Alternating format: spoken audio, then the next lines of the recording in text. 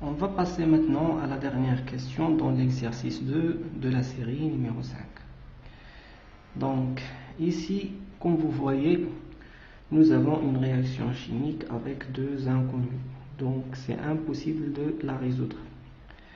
Pour cette raison, nous allons suivre la séquence réactionnelle jusqu'à on trouve une réaction avec un seul inconnu, c'est le F, c'est le seul inconnu dans cette réaction. Donc nous pouvons résoudre cette réaction. Donc voilà, comme vous voyez ici, nous avons un acide carboxylique et un ester, d'accord? Donc je vais essayer de bien expliquer ça. Donc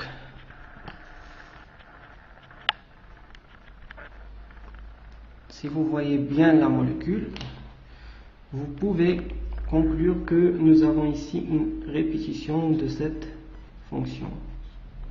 Comme ça, voilà.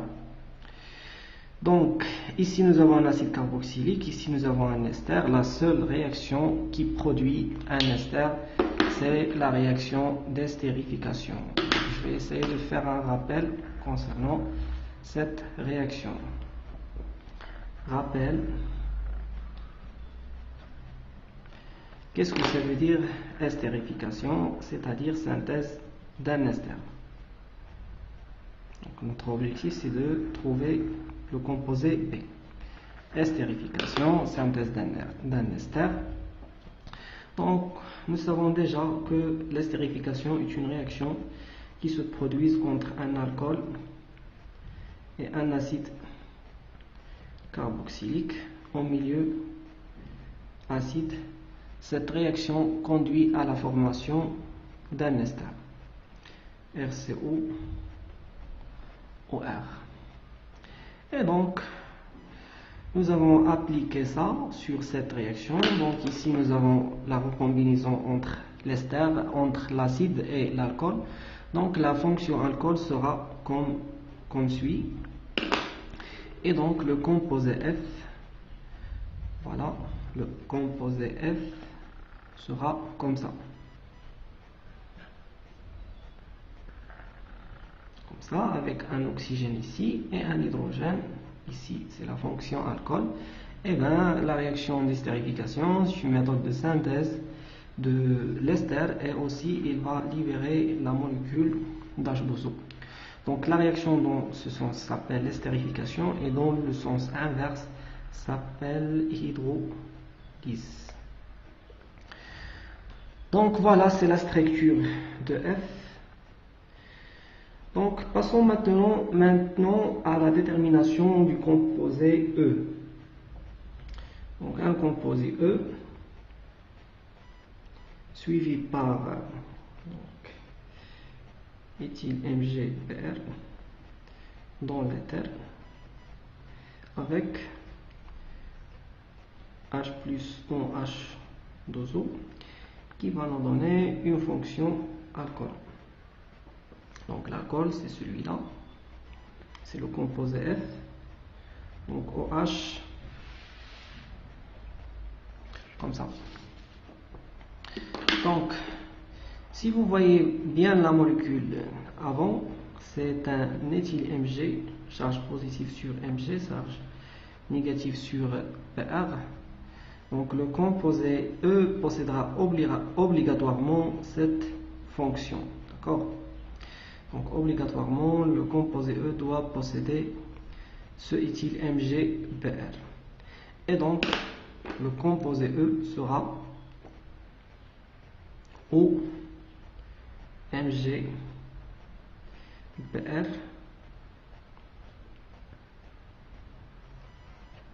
Comme ça. Donc ça, c'est le composé O avec une charge négative sur l'oxygène et une charge positive sur le magnésium. Donc comme vous voyez, voilà, si nous faisons la réaction entre ce composé et un proton H+, nous aurons une protonation et donc nous trouverons la fonction OH. Donc le composé E est là, cette structure. Passons maintenant à la détermination du composé D. Donc le composé D, il est précédé par un H+, Hg2+, H2O. C'est une hydratation des alcynes au milieu acide en présence des ions mercuriques. Le composé D et puis éthyl MgBr. Alors, quelle est la structure du composé T? Donc nous savons déjà la structure du composé E. Donc MgBr plus moins. Donc nous savons déjà cette structure, il n'y a aucun problème. Donc le problème c'est comment déterminer. Donc comme vous voyez ici,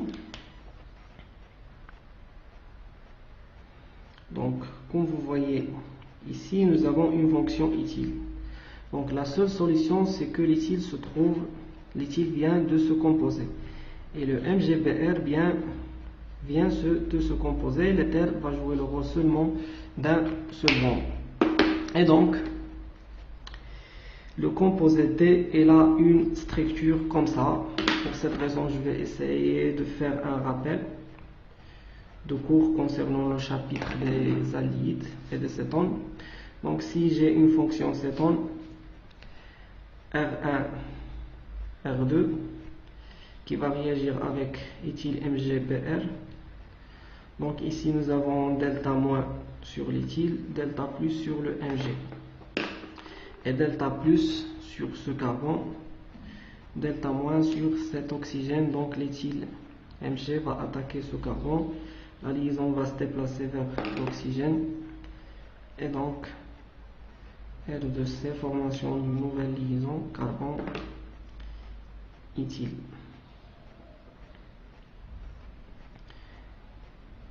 Ici, nous avons delta moins qui va attaquer la charge positive qui se trouve sur le magnésium. Et donc, OMG, PR, R1. Donc ça, c'est le rappel de cours. Et donc, le composé D, obligatoirement, sera une fonction cétone. Donc, D, c'est une fonction cétone. CH3. CO, CH3, c'est un propanone. Donc si nous faisons réagir un propanone avec un éthyle MgBr, donc CH3, CH2, voilà, comme ça. Donc ici nous avons Mg+, ici nous avons un carbone chargé delta-. Donc ce carbone va attaquer ce carbone et donc la liaison va se déplacer vers l'oxygène et puis il va attaquer le Mg+, et donc nous aurons ce composé là, d'accord. Donc le composé D est un cétone.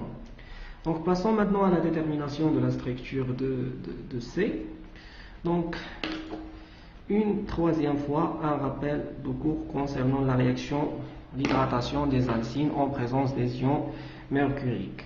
Donc si nous avons un alcyne comme ça, HC, CH3, en présence de H+, et des ions mercuriques dans l'eau, nous pouvons obtenir une fonction cétone. Donc le mécanisme passe par une fonction énol, mais l'équilibre ou bien la tautomérie va forcer l'équilibre de se déplacer vers la fonction cétone parce que la fonction cétone est plus stable. Donc nous avons déjà vu ça dans le cours. Donc application directe, et la structure de C sera un alcyne. Donc c'est ça la structure de C.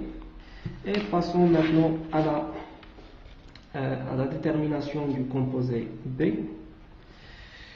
Donc, comme vous voyez dans l'exercice, donc nous avons déjà déterminé C, il ne reste que déterminer B et A.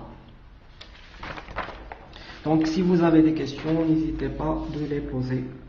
Donc, ici la structure de C, c'est un alcyne.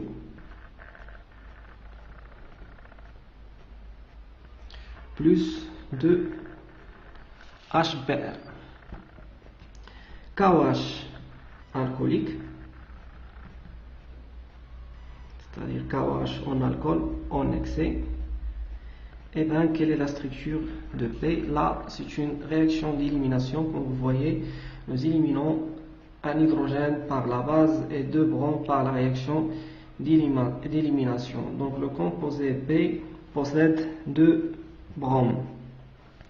Un brome à ce niveau-là et un brome à ce niveau-là. Et pour bien comprendre, donc c'est l'élimination, c'est une réaction stéréospécifique. Les 2 bromes doivent se trouver en position anticoplanaire. Et donc ici nous avons un hydrogène, ici un hydrogène et un CH3. Donc la présence de KOH, OH- c'est une base, et si cette base se trouve en excès, il va attaquer ce proton, la liaison va tomber ici, et donc nous aurons l'élimination de Br-, la même chose. Il va attaquer ce proton, la liaison va tomber ici, et donc nous aurons l'élimination de 2 Br-, et finalement nous trouverons une fonction, nous trouverons un alcyne comme ça, CH3. Donc la structure de C, c'est un alcane qui possède 2 halogènes. Donc c'est un dérivé halogéné. Maintenant, il ne nous reste que de déterminer la structure de A. Donc A, on ajoute à A Br2 et on va trouver le composé C. Donc le composé C, c'est un composé qui possède 2 bromes en fonction anticoplanaire, donc 2 plans différents. Donc déjà nous avons vu cette réaction dans le chapitre des alcènes. Et bien le composé A, c'est un alcène comme ça. Donc CH2, CH3. Et donc c'est ça la structure de A. Merci de votre attention. Courage à tous.